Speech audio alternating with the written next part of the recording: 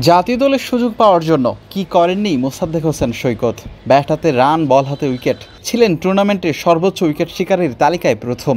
Dhaka premier লিগের কথা বলছি, যে এই টুর্নামেন্টকে মানদণ্ড ধরে ওয়ানডে স্কোয়াডের সুযোগ পান ক্রিকেটাররা। আর সেই ঢাকা লিগে ব্যাট বল হাতে আলো ছড়ানো টুর্নামেন্ট সেরা ক্রিকেটার সৈকতের জায়গা মিলেনি শ্রীলঙ্কার বিপক্ষে 16 সদস্যের স্কোয়াডে। ওয়ানডে দলের সুযোগ নাই মিলতে পারে, কিন্তু যে ব্যাখ্যায় মোসাদ্দেককে দলে রাখা হয়নি সেটি জেনে হয়তো নিজেকে অপরাধী ভাবতেই পারেন এই অলরাউন্ডার।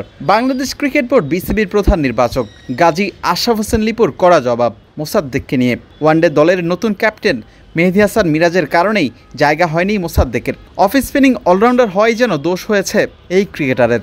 আপনার সাংবাদিকতার আলোকে মনে করছেন যে মোসাদ্দেক হোসেন এই মুহূর্তে জাতীয় দলে খেলা উচিত, আমি ঠিক সেই জিনিসটা মনে করছি না, পরিষ্কারভাবে বলতে চাচ্ছি। কারণ যতক্ষণ মেহেদী হাসান মিরাজ আছে মোসাদ্দেকের কোনো সুযোগ নেই। খুব কোনো জিনিস খুব স্পষ্টভাবে হওয়া উচিত। জাস্ট আপনারা বুঝে অনেক সময় না বোঝার ভান করে কথা বলেন অনেক সময়, দ্যাটস রিয়েলি হার্টিং। তো এখানে আমি খুব পরিষ্কার করেই বলেছি যে ইয়েস, তিনি আমাদের সঙ্গে থাকবেন। এই মুহূর্তে হয়তো কেউ ব্যাকআপ হিসেবে আছে, বাট তিনি যদি অপরচুনিটি পান তিনি সামনে চলে আসতে পারেন, সেটার জন্য তো দরজা খোলাই আছে। But somebody has to prove. হ্যাঁ, আপনি মনে করেছেন আমরা কিন্তু নিউজিল্যান্ডের সঙ্গে তাকে খেলিয়েছি, আমরা দেখছি। আরেকদিকে গুঞ্জন ছিল রিয়াদ মুশফিকের অবসরের পর নুরুল হাসান সোহানকেই ফিনিশিং রোলে দেখা যেতে পারে। ঘরোয়া ক্রিকেট কিংবা নিউজিল্যান্ড সিরিজ সবখানেই ব্যাট হাতে আলো ছড়িয়েছেন, দুর্দান্ত করে থাকেন কিপিং রোলটা। জাতীয় দলকে নেতৃত্ব দেওয়ার জন্য যা করা প্রয়োজন যেন সব কিছুই করেছেন এই কিপার ব্যাটার। তবুও কেন দলে রাখা হয়নি তাকে? আরেকদিকে জুলাইয়ের দ্বিতীয় সপ্তাহে মাঠে গড়াচ্ছে গ্লোবাল সুপার লিগ GSL, যেখানে শিরোপার জন্য লড়াই করবে ডিফেন্ডিং চ্যাম্পিয়ন রংপুর রাইডার্সকে নেতৃত্ব দিবেন সোহান। তাহলে কি রংপুর রাইডার্সের জন্যই সোহানকে রাখা হয়নি স্কোয়াডে, যে ব্যাখ্যা দিয়েছেন নির্বাচকরা?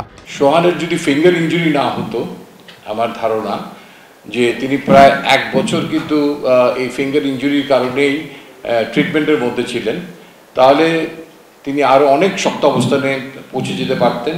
হয়তো আমরা ইন্টারন্যাশনাল ক্রিকেটে হয়তো তাকে দেখতে পেতাম। বাট অ্যাট দ্য মোমেন্ট আমার মনে হয় তিনি তার এক্সপিরিয়েন্স এবং ফর্মের তুঙ্গে আছেন, এবং আই হোপ নিয়ার ফিউচার তাকে হয়তো আমরা কাউকে শুধু দলে নিতে চাই না, কিছু কিছু ক্ষেত্রে আমরা চাই যে তারা যেন 11 জনে খেলতে পারেন। আমাদের দলটা নেওয়ার পরে তো আমাদের কাজটা একটা শেষ হয়ে যায়, তারপরে মূল কাজটা আসে ম্যানেজমেন্ট এবং ক্যাপ্টেনের। তো আমরা সেখানে আরও আমাদের আলোচনার পরিধিতে আরেকটু গভীরে নিয়ে যেতে চাই। দেশ জুড়ে তোলপাড় ওয়ালটন ফ্রিজ কিনে আপনিও হয়ে যেতে পারেন মিলেনিয়ার। ঠিক যেন কোনো কিছু না করেই আবারও ওয়ানডে দলে কামব্যাক করেছেন লিটন কুমার দাস। 2 বছর পর আবারও ওয়ানডে দলে ফিরেছেন নাইম শেখ। সঙ্গে ওপেনিংয়ে আছেন তানজিদ হাসান তামিম, পারভেজ হোসেন ইমন। মিডল অর্ডারে তাহিদ হৃদয়ের সঙ্গে জাকির আলীরা সামলাবেন। পেস আক্রমণে ফিরেছেন তাসকিন আহমেদ, মোস্তাফিজুর রহমানরা। স্পিন ডিপার্টমেন্ট সামলাবেন রিশাদ হোসেন, মেহেদী হাসান মিরাজ, তানভীর ইসলামরা। MD মেহেদী হাসান মিরাজ ক্যাপ্টেন, তানজিদ হাসান, মোহাম্মদ পারভেজ হোসেন ইমন, MD নাইম শেখ, নাজমুল হোসেন শান্ত,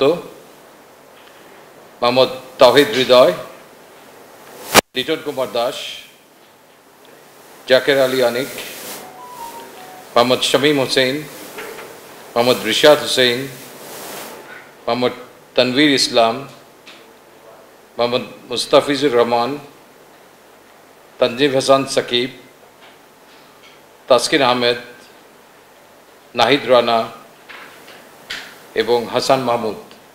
এই 16 জনের স্কোয়াড। বিলাল হোসেন শিমুল, ক্রিকেট 97।